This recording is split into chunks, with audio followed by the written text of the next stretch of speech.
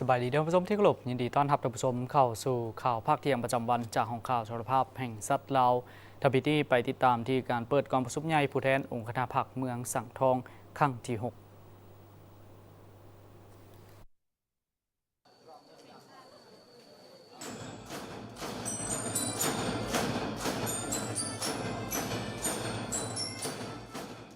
กองประชุมใหญ่ผู้แทนองค์คณะพรรคเมืองสังทองครั้งที่6ไข่ขึ้นในวันที่20พฤษภาคม2025ที่สโมสรเมืองภายใต้การเป็นประธานของสหายคำสวยอุนดาลารักษาการเลขาพรรคเมืองสังทองข่าวหัวมีสหายทรงเล่ายงนูห้องเลขาคณะพรรคนครหลวงเวียงจันทน์มีบรรดาสหายกรรมการพรรคเมืองเลขาหน่วยพรรคหัวหน้าแผนกการเจ้าเมืองอ้อมข้างและผู้แทนสมบูรณ์เข้าร่วมกองประชุมได้รับฟังบทสรุปตีราคาบทรายงานการเมืองในตลอด5 ปีผ่านมาซึ่งได้ยกให้เห็นผลสำเร็จหลายด้านโดยเฉพาะได้เอาใจใส่ยกสูงความรับผิดชอบของคณะบริหารงานพรรคทุกขั้นทั่วเมืองสังทองจัดตั้งปฏิบัติทิศหันเปลี่ยนใหม่ของพรรคอย่างตั้งหน้าสุมใส่ค้นคว้าสร้างแผนดำเนินงาน5 ปีของคณะบริหารงานพรรคเมืองและองค์การปกครองทุกขั้นการนำใช้กฎระเบียบพรรคประชาชนปฏิวัติลาวสมัยที่11การจัดตั้งเสื่อมซึมและพันขยายมติกองประชุมพรรคไปล่วงเดียวกับการศึกษาอบรมการเมืองแนวคิดการก่อสร้างหน่วยพรรคปลอดใสเข้มแข็งนักแน่นขบวนการแข่งขันทักษะและพัฒนาหันเข้าสู่ล่วงเลิกการจัดตั้งปฏิบัติตัวจริงในทุกของเขตเวียกงานแขนงการและหักฐานบ้านอย่างเป็นระบบถือเอาการจัดตั้งเผยแพร่เสื่อมซึมมติกองประชุมใหญ่ครั้งที่11ของพรรคติดพันมติกองประชุมใหญ่ครั้งที่7ขององค์คณะพรรคนครหลวงเวียงจันทน์แผนพัฒนาเศรษฐกิจสังคม5 ปีครั้งที่9ของนครหลวงเวียงจันทน์มติกองประชุมใหญ่ครั้งที่5ของตนสามารถรับประกันเสถียรภาพด้านการเมืองอย่างหนักแน่นภายในเมืองมีความสงบเป็นระเบียบเรียบร้อยโดยพื้นฐานสร้างเงื่อนไขให้แก่การสร้างสาพัฒนาและการดำรงชีวิตของประชาชนบรรดาเผ่าชาวเมืองสังทองย้อนพวกเขาจะได้ป้องกันตีราคาทบทวนอย่างลึกซึ้งต่อกับการจัดตั้งปฏิบัติมติกองประชุมใหญ่ครั้งที่5ที่ผ่านมาตีราคาผลได้รับข้อคงค้างทอดถอนได้บทเรียนจากการปฏิบัติตัวจริงบนพื้นฐานดังกล่าวจะได้สร้างทิศทางและหน้าที่ตามแผนพัฒนาเศรษฐกิจสังคม5 ปีในต้นหน้า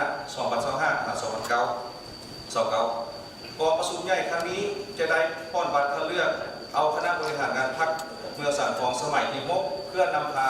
พวกเมืองสังทองปฏิบัติมติกองประชุมใหญ่ครั้งนี้ให้ปรากฏผลเป็นจริงพร้อมนั้นก็จะได้ป้อนบัตรเลือกเอาผู้แทนไปร่วมกองประชุมใหญ่องค์คณะพรรคนครหลวงเวียงจันทน์ครั้งที่8ดังนั้นข้าพเจ้า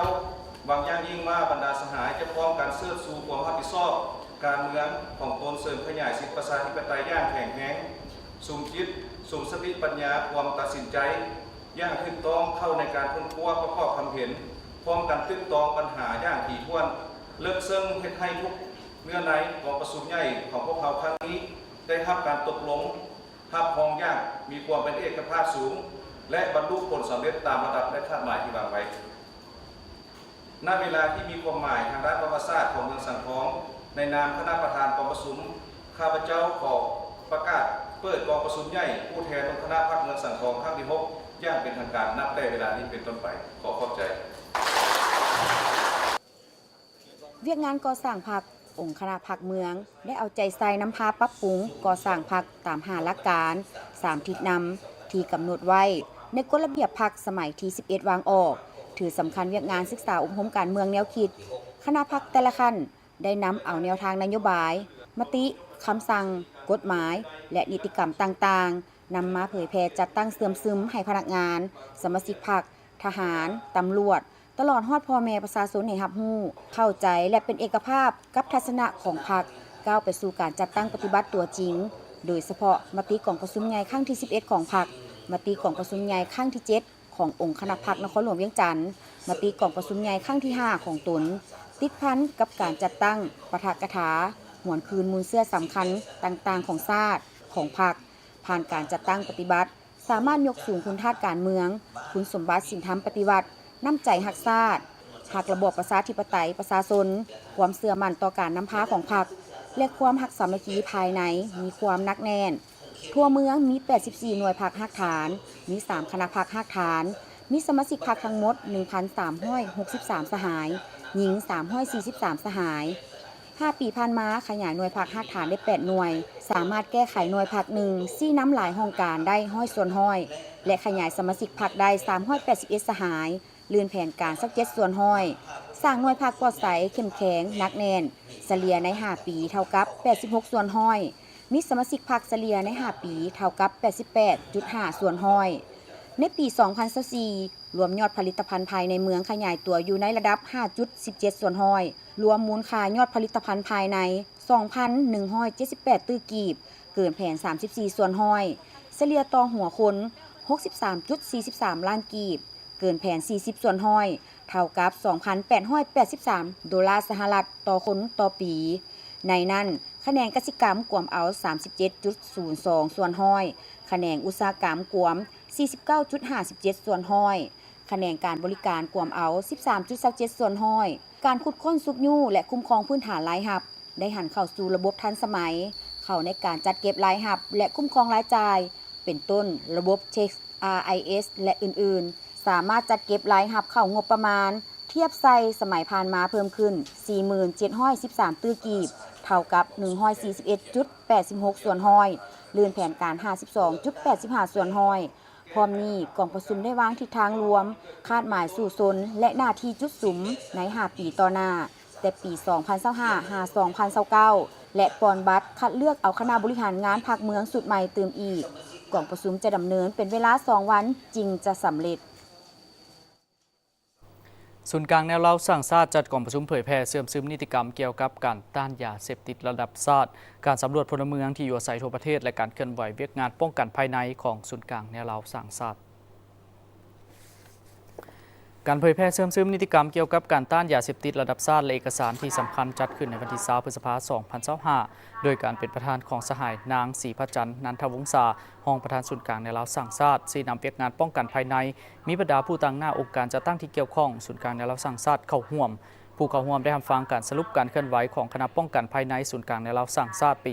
2024 และแผนการปี 2025 ข้อตกลงของคณะประจำศูนย์กลางแนวเล่าสร้างชาติฉบับเลขที่ 52 ทับคปจ ลงวันที่ 13 กุมภาพันธ์ 2024 ว่าด้วยการแต่งตั้งกองเลขาคณะกรรมการแก้ไขปัญหายาเสพติดระดับชาติข้อตกลงของคณะประจำศูนย์กลางแนวเล่าสร้างชาติฉบับเลขที่ 289 ทับคปจ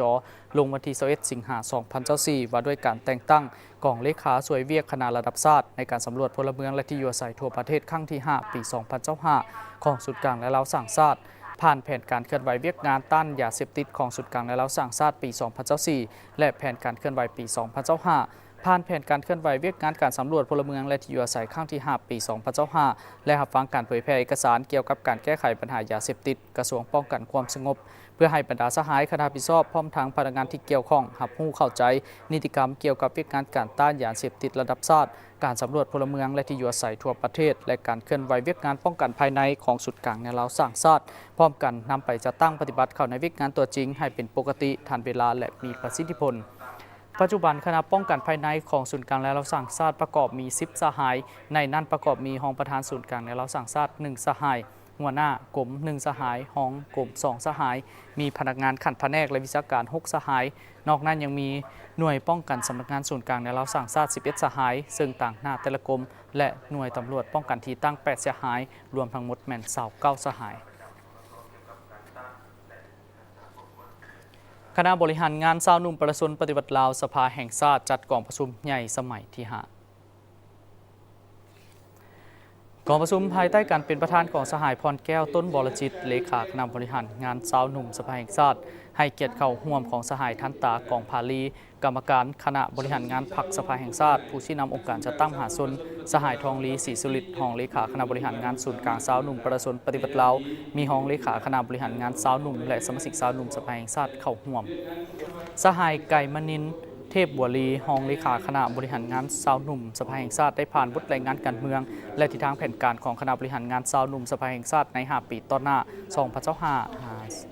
ในระยะ5ปีผ่านมาคณะบริหารงานชาวหนุ่มสภาแห่งชาติได้เอาใจใส่นำพาบรรดาชาวหนุ่มทักฐานและสมาชิกชาวหนุ่มสร้างกระบวนการต่างๆโดยติดพันกับวิสาเฉพาะอย่างกว้างขวางเป็นขบวนฟุดฟื้นและมีผลสำเร็จเป็นก้าวๆโดยเฉพาะกระแมนคณะบริหารงานชาวหนุ่มได้เอาใจใส่และสุขยู่สมาชิกชาวหนุ่มตั้งหน้าปฏิบัติเวียกงานวิสาเฉพาะเพื่อเป็นเสนาธิการหลักในการค้นคว้าหางเนื้อใน เก็บกำสังรวมข้อมูลให้แก่คณะประจำสภาแห่งชาติกรรมาธิการคณะเลขาธิการสภาแห่งชาติกงจากที่คณะประจำสภาแห่งชาติสร้างตั้งในการปฏิบัติพระบทบาทนิติบัญญัติตกลงปัญหาสำคัญพื้นฐานของประเทศชาติและติดตามกวดกาการปฏิบัติรัฐธรรมนูญและกฎหมายให้มีประสิทธิผลสูงกองประชุมได้มอบไปยั่งยืนซีบุ๊กและทุงไซน้ำหนาขบวนการซีบุ๊กให้คณะสาวหนุ่มสภาแห่งชาติพร้อมนั้นได้ผ่านบทสำรวจการนำพาของคณะบริหารงานสาวหนุ่มสภาแห่งชาติสมัยที่4มอบเหรียญสาวหนุ่มตะลุบบอลและใบย่องย่อให้คณะบริหารงานสาวหนุ่มสภาแห่งชาติสมัยที่4และได้ปอนบัตรคัดเลือกเอาคณะบริหารงานสาวหนุ่มประชาชนปฏิบัติลาวสภาแห่งชาติสุดใหม่กองประชุมข้างปฐมฤกษ์ได้เป็นเอกภาพเลือกเอาสหายสมบูรณ์โคตรไซเป็นเลขาคณะบริหารงานสาวหนุ่มสภาแห่งชาติและเลือกเอาสหายสมจิตพรหมไซเป็นประธานกวดกาสหายทันตากองพาลีและสหายทองลีศรีสุริตได้ให้เกียรติโอ้ลมซึ่งได้แสดงความชมเชยต่อคณะบริหารงานสมาชิกสาวหนุ่มสภาแห่งชาติญาติผลงานมาได้ในระยะที่ผ่านมาและเพื่อเฮ็ดสำเร็จหน้าที่ที่วางออกใน5 ปีต่อหน้าโดยต้องถือเอาเวียกงานศึกษาพรมกันเมืองแนวคิดให้สาวหนุ่มเฮาเข้าใจได้ถึงคุณค่าของสันติภาพเอกราชและการนำและนักปฏิวัติได้เสียสละเลือดเนื้อเพื่อพวกเขามีวันนี้ทางนี้ก็เพื่อเฮ็ดให้สมาชิกสาวหนุ่มมีทัศนลักษณ์มั่นการเมืองนักแน่นมีคุณสมบัติศีลธรรมปฏิบัติและเชื่อมั่นต่อการนำพาของพรรคเอาใจใส่ปรับปรุงกงจักรการจัดตั้งของสาวหนุ่มสภาแห่งชาติให้กระทัดรัดและให้สอดคล้องกับกงจักรของสภาแห่งชาติ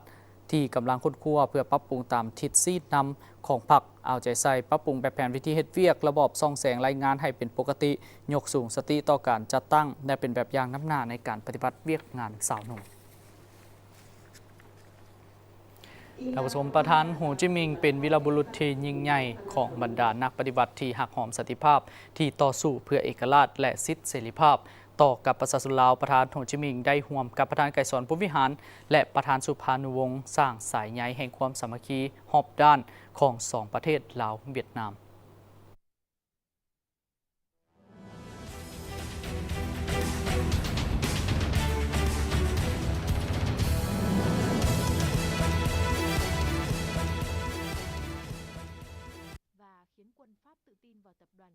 เมื่อหวนคืนชีวิตและภารกิจอันยิ่งใหญ่ของประธานโฮจิมินห์โดยเฉพาะในสภาพที่ประเทศชาติตกอยู่ในแอกครอบครองของพวกลาเมืองขึ้นประธานโฮจิมินห์ได้ออกจากบ้านเกิดเมืองนอนพร้อมไปซ่องหาเส้นทางกู้ชาติโดยซอกเห็นลัทธิมาร์กเลนินและน้ำม้าหมุนไส้อยู่อินโดจีนอย่างประดิษฐ์สร้างด้วยการสร้างตั้งพรรคคอมมิวนิสต์อินโดจีนที่เป็นพรรคปฏิวัติของชนชั้นกรรมกรและชาวผู้ออกแรงงานซึ่งเป็นต้นกำเนิดของพรรคคอมมิวนิสต์เวียดนามและพรรคประชาชนปฏิวัติลาวอันได้สะท้อนให้เห็นว่าชีวิตและการเคลื่อนไหวของประธานโฮจิมินห์แม้นติดพันกับภารกิจแห่งการต่อสู้ปฏิวัติของประชาชนเวียดนามก็คือประชาชน3ชาติอินโดจีนติดพันกับขบวนการคอมมิวนิสต์สากลขบวนการต่อสู้เพื่อเอกราชอิสรภาพของประชาชาติที่ถูกกดขี่ขูดรีดในโลกเพิ่นเป็นผู้ชี้นำพาโดยกงการต่อสู้ปลดปล่อยชาติเพื่อเอกราชแห่งชาติของประชาชน3ชาติอินโดจีนจนได้รับชัยชนะอันสง่างามสร้างรัฐสังคมนิยม URC ทับมากแอกปกครองของพวกลาเมืองขึ้นแบบเก่าและสืบต่อชี้นำพาการต่อสู้กับลาเมืองขึ้นแบบใหม่ในระยะต่อมาโดยปฏิบัติความมุ่งมา่ปรารถนาและคำสั่งสอนของประธานโฮจิมินห์ที่ว่าบ่มีสิ่งใดประเสริฐกว่าเอกราชและเสรีภาพประชาชนเวียดนามได้ดำเนินการต่อสู้ญาติเอาเอกราชได้อย่างสมบูรณ์ในบั้นฮกโฮจิมินห์ที่ลือซื่อเมื่อวันที่30เมษายน1975และสืบต่อสร้างสาพัฒนาประเทศชาติให้เจริญรุ่งเรืองดังปัจจุบันบรรดาชัยชนะและผลสำเร็จอันใหญ่หลวงรอบด้านของการปฏิวัติเวียดนามแม่นมากผลของการชี้นำพาโดยกงของประธานโฮจิมินห์และภารกิจปฏิวัติเวียดนามในหลายทศวรรษผ่านมาแม้นได้ยืนยันให้เห็นถึงการนำพาอันฉลาดซองใสและถูกต้องของพรรคคอมมิวนิสต์เวียดนามก็คือความถูกต้องและวิสัยทัศน์ที่กว้างไกลของประธานโฮจิมินห์เกี่ยวกับการก่อสร้างพรรคการบริหารรัฐความสามัคคีเป็นเอกภาพภายในชาติและสามัคคีสากลซึ่งได้เป็นระบบแนวคิดทฤษฎีที่สอดคล้องให้แก่การปฏิวัติเวียดนามจนมาฮอดปัจจุบันแนวคิดคุณสมบัติศีลธรรมปฏิวัติแบบแผนวิธีเฮ็ดเวียกของประธานโฮจิมินห์ได้กลายเป็นแบบอย่างที่ใส่แจ้งประเสริฐเป็นมรดกอันล้ำค่าบ่เฉพาะแต่ให้แก่ประชาชนเวียดนามแต่ยังเป็นแวนแย้งที่ใส่แจ้งให้แก่ประชาชาติที่หักหอมสันติภาพเอกราชแห่งชาติ และความก้าวหน้าทางสังคมโดยปฏิบัติตามคำสั่งสอนและทิศชี้นำของประธานโฮจิมินห์ที่ว่าช่วยเหลือเพื่อนคือช่วยเหลือตนเองพรรครัฐและประชาชนเวียดนามได้ให้การสนับสนุนช่วยเหลืออันล้ำค่าใหญ่หลวงท่านการให้แก่ประชาชนลาวในภารกิจต่อสู้ปลดปล่อยชาติในเมื่อก่อนก็คือในระยะสร้างสาพัฒนาประเทศชาติในปัจจุบันประธานโฮจิมินห์ผู้ยิ่งใหญ่ได้ร่วมกับประธานไก่สอนพรหมวิหารและประธานสุภานุวงศ์เป็นผู้ริเริ่มและวางรากฐานให้แก่สายพัวพันธุ์พิเศษลาวเวียดนามซึ่งได้กลายเป็นก้อนกำลังมหาสามัคคีที่บ่เหือดแห้งของประชาชนสองชาติในการเอาชนะกับผู้ฮุกฮานต่างชาติได้กลายเป็นสายพัวพันธุ์ที่บริสุทธิ์พุทธพองที่หายากในการพัวพันธุ์สากลเป็นมรดกรวมอันล้ำค่าของสองชาติเป็นกฎเกณฑ์แห่งการคงตัวและขยายตัวของสองประเทศเป็นหนึ่งในปัจจัย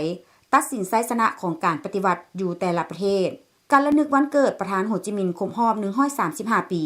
แม้นมีขึ้นในท่ามกลางบรรยากาศที่สองภาคสองรัฐและประชาชนสองชาติลาวเวียดนามพร้อมเฉลิมฉลองวันสำคัญต่างๆและญาติได้ผลสำเร็จอันใหญ่หลวงรอบด้านในการดำเนินภารกิจเปลี่ยนแปลงใหม่ตลอดระยะเกือบ40ปีผ่านมา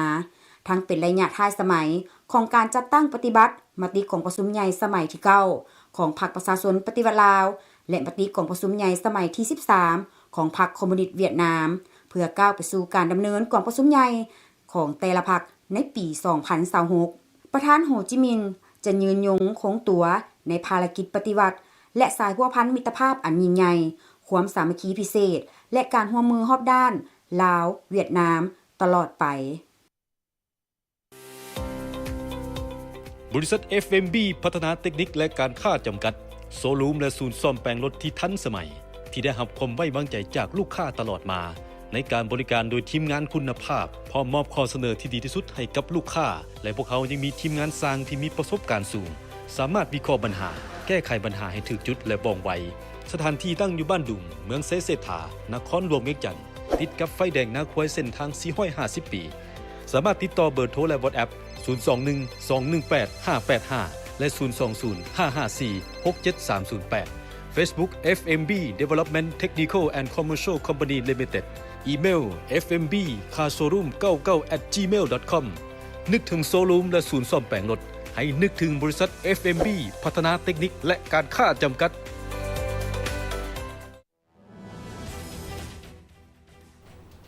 การนำเมืองปากกระดิ่งพร้อมด้วยภาคส่วนที่เกี่ยวข้องลงติดตามสุขยุการผลิตของประชาชนเมืองปากกระดิ่งแขวงบริคำไซการลงติดตามสุกยูในครั้งนี้แม่นได้ลงสุกยูการปลูกหมักม่วงคายเป็นสินค้าของบริษัทเสียงตาลีอยู่บ้านน้ำเดือมีเนื้อที่ 1,000 กว่าเฮกตาร์ตามการรายงานของบริษัทให้รู้ว่าการเก็บกู้ผลผลิตปีนี้แม่นได้ดีพอสมควรแต่ก็พบความยุ่งยากย้อนยังบ่มีตลาดส่งออกปัจจุบันแม่นเก็บขายให้พ่อค้าแม่ค้าที่เข้ามารับซื้อกิโลละ 3,000 เก็บนอกนี้ยังพบความยุ่งยากในการปลูกปักรักษาโดยเฉพาะเกิดมีไฟไหม้ลามสวนหมากม่วงเสียหายจำนวนหนึ่งหลังจากนั้นก็ได้ลงติดตามสุกยูการปลูกยาสูบของบริษัททงยีใบยาสูบลาวจำกัดอยู่ที่บ้านหนองบัวการปลูกยาสูบแม่นเฮ็ดแต่ในฤดูแล้งปีนี้ได้เซาดินนาของประชาชนปลูกจำนวน69เฮกตาร์โดยมีเป้าหมายขายส่งให้บริษัทหงทาโชคดีลาวจีนปัจจุบันแม่นกำลังเก็บกู้ผลผลิตในปัจจุบันสามารถเก็บกู้ได้แล้ว70ต้นหอยเฉลี่ยผลผลิตใบยาสูบแห้ง3ต้นต่อเฮกตาร์ต่อจากนั้นท่านเลขาผักเมืองยังได้ลงไปเยี่ยมยามครอบครัวท่านลือไซบ้านหนองบัวครอบครัวตัวแบบเลี้ยงสัตว์และปลูกฝังขายเป็นสินค้าครอบครัวท่านลือไซได้มีอาชีพเลี้ยงหมูพ่อแม่พันธุ์เพื่อผลิตลูกหมูขายปัจจุบันมีพ่อแม่พันธุ์จำนวน20ตัวระยะ6เดือนสามารถผลิตลูกหมูได้150ตัวจะขายหมูน้อยอายุ45วันตัวละ1,500,000 เก็บถ้าจะมาเฉลี่ยในการหักต้นทุนออกจะมีกำไรประมาณ112,500,000 เก็บนอกนี้ครอบครัวของตนยังมีรายรับจากการเลี้ยงงัวเลี้ยงกบเลี้ยงปลาและเฮ็ดนาปีขายเป็นสินค้าหลังจากนั้นก็ได้ลงติดตามสุกยูประชาชนบ้านโพนสว่างก่อสร้างขัวข้ามน้ำคูไปอยู่เขตทำการผลิตซึ่งมีความยาว42เมตรกว้าง3เมตรก่อสร้างด้วยเสาเบตงเสริมเหล็กคางเหล็กเสริม โดยนำใช้งบประมาณที่ประชาชนภายในบ้านภาครัฐและเอกชนมีมูลค่าทั้งหมด92ล้านกีบท่านผู้ชมจากนี้ไปติดตามรับชมข่าวต่างประเทศและข่าวกีฬา